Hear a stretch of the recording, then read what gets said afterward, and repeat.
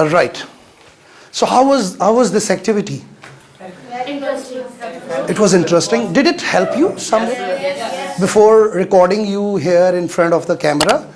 Okay. Now, since we are actually venturing into what? Public speaking. If anybody could tell you what to you is public speaking, by the way. Sir public speaking में हमारे लिए ये होती है जो अगला जो बंदा जो हमारे जो जैसे ट्रेनर होता है उससे हमारा बॉन्ड बनाना और जो ऑडियंस होती है उसके साथ एक कनेक्शन क्रिएट करना, जिसकी वजह से आपकी पब्लिक स्पीकिंग में काफ़ी होता है कि अगर आप बात अगले बंदे को आपका जो स्टाइल होता है वो समझ आने वाला नहीं होता, लेकिन आपके बॉन्ड की वजह से उस चीज़ उसको समझ आ जाती है. राइट. अच्छा, एक और चीज़, एक मिनट ठहरो मेरे यहाँ पे. आप यहाँ पर सब लोग बैठे हुए हैं. Did he himself alone come for public speaking class here? आप सब लोग भी किसके लिए आए हैं? अच्छा, ऑडियंस के अंदर बैठे हुए कुछ लोग जो हैं वो अगर इस तरह से अपने दाग को खरोचने की कोशिश कर रहे होंगे या कभी कभी उंगली मुंह में डालने की कोशिश कर रहे होंगे, तो डू यू थिंक कि somebody who really yearns to become a public speaker, उसके लिए ये वाली बॉडी लैंग्वेज कुर्सी पर बैठे हुए भी मुनासिब है आपके ख्याल में? Are you getting my point? मैं क्या कहना चाह रहा हूँ, इसका मतलब ये है कि you do have to, as a speaker, as a public speaker, you do have to have a very good control on your body language, right? Even if you are sitting still somewhere, you do have to control your movements. मैंने last time भी आपको पता है, मैंने जब body language के ऊपर मैं बात कर रहा था तो मैंने आपको बताया था कि अल्लाह की ज़ात है हमें the limbs of the body that are given to us, the unuseful use of the things become a useless thing. Getting my point? So you do have to control how you are keeping your feet still, what is the posture of your body when you're not even speaking. So all these things should give a very positive signal about you, that you are very well composed, you are in control of everything that is about you. Not only your speech but even your body. It is you who control when to raise your hand and when not to. It is you who control where to look and where not to.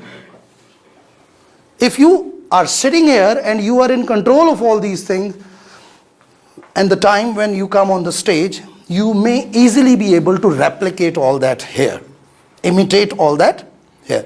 अगर कुर्सी पे बैठे हुए ये सारी चीजें हमसे control नहीं हो रही तो यहाँ पे तो आके फिर डांस ही होगा और तो कुछ नहीं होना. Getting my point?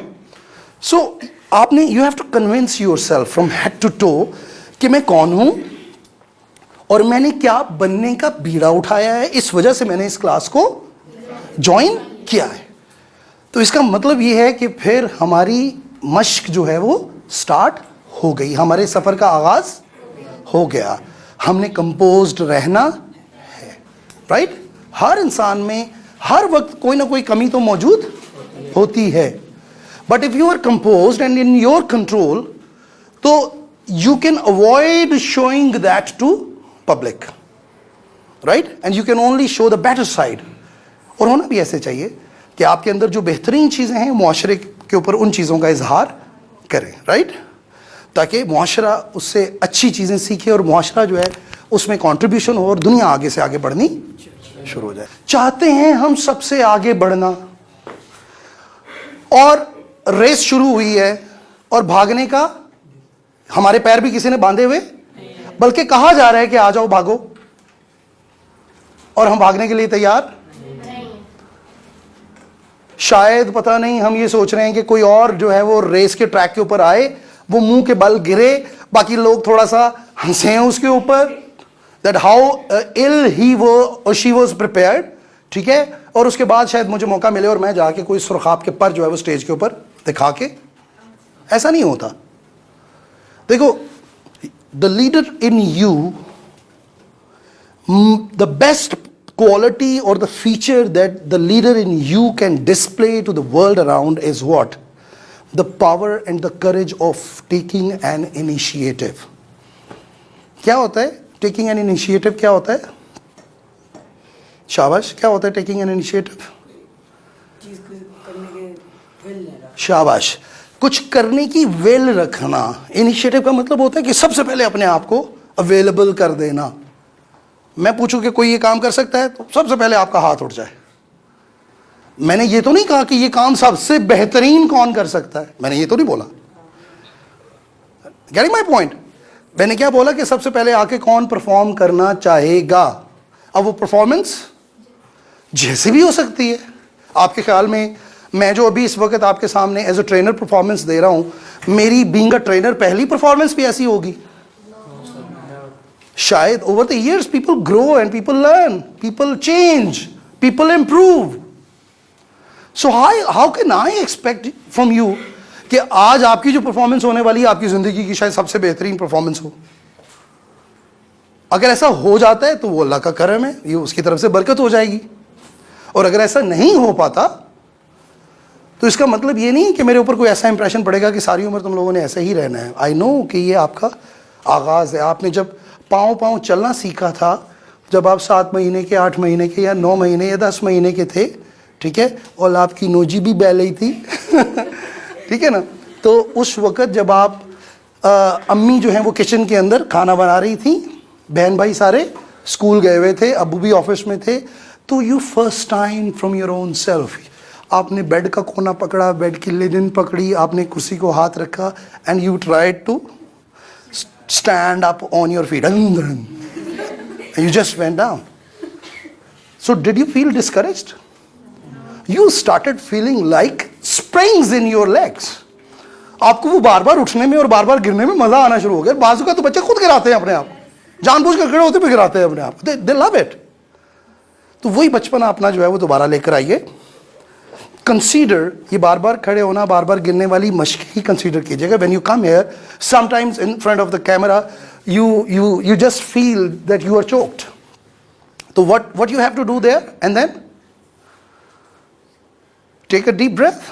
That's it. That's the part of the game. Have a look again on your notes, because this is the practice session that we are having. So again have a look at your notes, right, and take another flight. अपने wings को दोबारा flap कीजिए, फिर उड़ जाइए, ठीक है। So try to make it as easy as you can in your head first.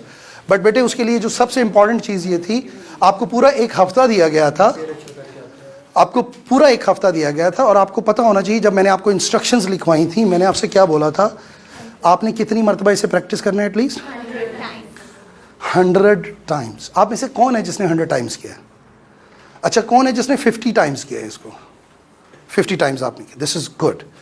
So you must be very comfortable with the script. आपको बोलते हुए एटलीस्ट अब ये नहीं याद रखने की जरूरत पड़ रही होगी कि मुझे लफ्ज़ तो नहीं को बोल रहा, ठीक है ना। The only thing that you have to improve is maybe the performance on the stage, right. आपकी बॉडी लैंग्वेज और आपके एक्सप्रेशंस को आपको वर्कआउट करने की जरूरत है। तो सबसे पहला फेलियर हम अपने लिए खुद उसका इंतखाब करते हैं।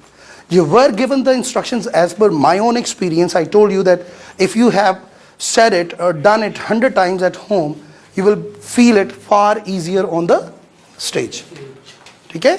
तो बेटा अभी तक आप लोग थे ऑडियंस में, अब आप कौन से लोग बनने की कोशिश कर रहे हैं? जो लोग स्टेज पर होते हैं। स्टेज की रिक्वायरमेंट डिफरेंट होती है। स्टेज की रिक्वायरमेंट पता है कैसी होती है? मैं अगर ऑडियंस में बैठा हूं ना, तो मैं 100 ब्लंडर कर दूं तो कैमरा मेरे ऊपर नहीं है, nobody is looking at me, मुझे कोई कैच नहीं कर रहा, मुझे कोई वीडियोग्राफ नहीं कर रहा मुझे, राइट। तो मेरी 100 की 100 गलतियां जो है वो किसी की नजर में नहीं। अब मैं अगर स्टेज के ऊपर खड़ा हूं तो एक मैंने कई मरतबा ऐसा देखा है, स्लिप ऑफ द टंग हो जाता है बाजू का, तो जान ही नहीं छोड़ते लोग। One slip of a tongue can cause you a very heavy damage. Sometimes, अगर आपका सेशन ही 45 मिनट का है तो उसमें से 5 मिनट लोग जो हैं अगर उन्होंने आपका मजाक बना दिया तो what success would you be able to pocket then? So that's why you should be a champion in your practice. To become a good public speaker, what you need to do is you should be a champion in your practice. You need to be a champion in your practice. If you're not a champion in your practice, you can never be a champion in your competition. So we understand it, right?